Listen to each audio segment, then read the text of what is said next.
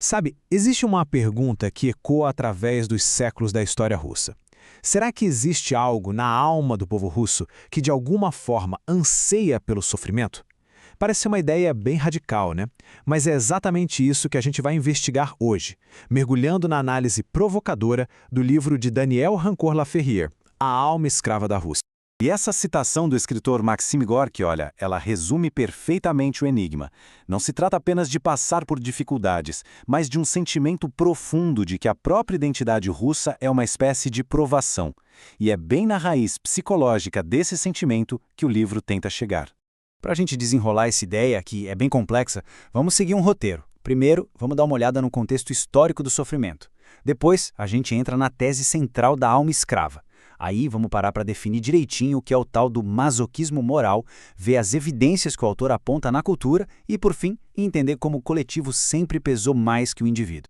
Então, tudo começa com a dimensão do problema. Porque para a gente sequer começar a pensar na tese do livro, a gente precisa entender que o autor não está falando de um evento triste aqui e outro ali. Ele está falando de um padrão de sofrimento que se repete há séculos. Pensa só em alguns momentos históricos. O livro nos leva numa viagem que começa lá na invasão mongol, no século XIII. Passa por séculos de servidão, um sistema que basicamente prendia a maior parte do povo à terra, e chega até o século XX com a brutalidade dos campos de trabalho do Gulag. Qual é o ponto em comum aqui? Períodos longos, contínuos, de exploração e humilhação em massa. E essa escala é o ponto-chave. A coisa é tão grande, tão constante, que o próprio autor diz que ela confunde a mente ocidental. Isso sugere uma coisa. Talvez as explicações de sempre, só políticas ou econômicas, não sejam suficientes. Talvez a resposta esteja num lugar bem mais fundo, na própria psique cultural. É exatamente aqui que a gente chega no coração do livro, na sua tese central e, vamos admitir, bem provocadora. O autor tenta explicar o que o próprio Dostoiévski chamou de a necessidade de sofrer do povo russo. Sim, eu sei, é uma ideia bem polêmica, mas calma, vamos entender o argumento dele. E um detalhe que é crucial, o autor do livro não tirou o termo alma escrava da cartola.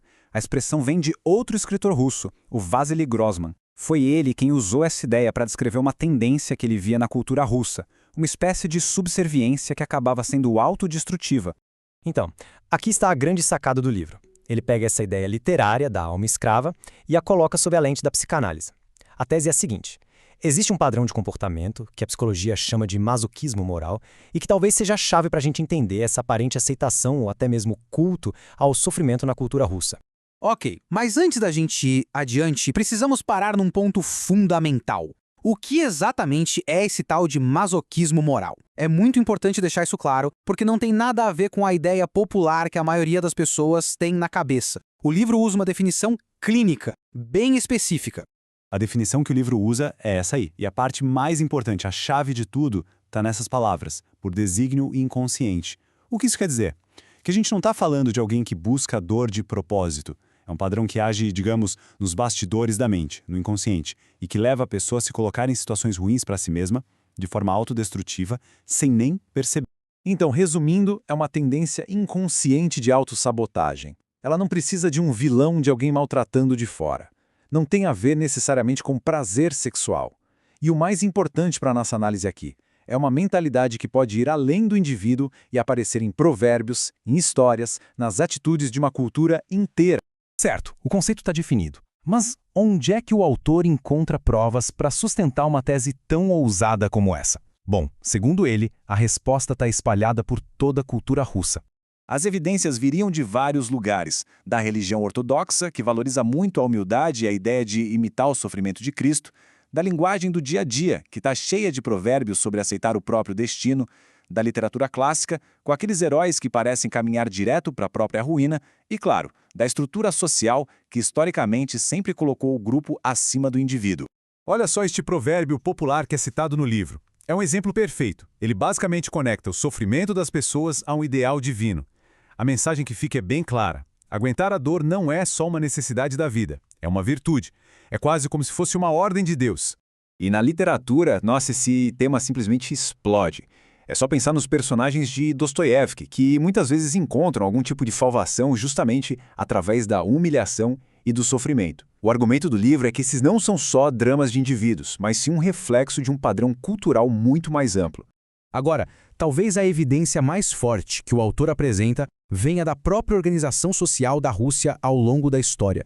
Por séculos, uma regra era muito clara: o grupo vem primeiro, o indivíduo vem em segundo lugar.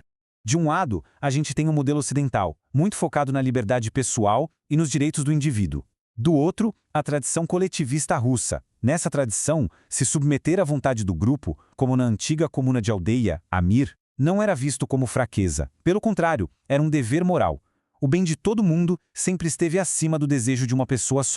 E este outro provérbio resume o poder dessa ideia de uma forma impressionante. A decisão do grupo não era só uma decisão social. Ela tinha o peso de uma ordem divina. Tenta ir contra isso. Seria como ir contra a vontade do próprio Deus. Então a pressão para se conformar e se submeter era uma coisa gigantesca. Agora atenção, porque este é um ponto de equilíbrio muito importante que o próprio autor faz questão de deixar bem claro. Ele não está, de jeito nenhum, botando um carimbo em cada pessoa russa. A análise não diz que todo russo é assim. Muito pelo contrário, ela aponta para uma tendência, uma corrente forte dentro de uma cultura que é imensamente rica e complexa. Então, para ficar bem claro, nem todo mundo compartilha dessa mentalidade, ela é só uma parte de um todo muito maior. E o mais importante de tudo, o objetivo aqui não é, de forma alguma, culpar a vítima. A questão é bem mais sutil. É uma tentativa de entender os mecanismos psicológicos que, em certos contextos, podem levar as próprias vítimas a cooperar inconscientemente com a sua subjugação. No fim das contas, a melhor forma de olhar para essa análise é enxergá-la como uma ferramenta. O livro não se vende como a verdade final e absoluta sobre a Rússia. Ele oferece uma lente bem específica, a lente do masoquismo moral, para a gente tentar enxergar padrões de comportamento que, de outra forma, poderiam parecer simplesmente inexplicáveis. E tudo isso, claro, nos deixa com uma pergunta enorme no final. Será que dá pra gente usar uma teoria da psicologia que foi criada para entender o indivíduo, para explicar a história de uma nação inteira? Ou será que, ao fazer isso, a gente corre o risco de simplificar demais uma realidade tão, mas tão complexa? O livro de Rancor Laferrière não dá respostas fáceis, mas com certeza nos dá muito o que pensar.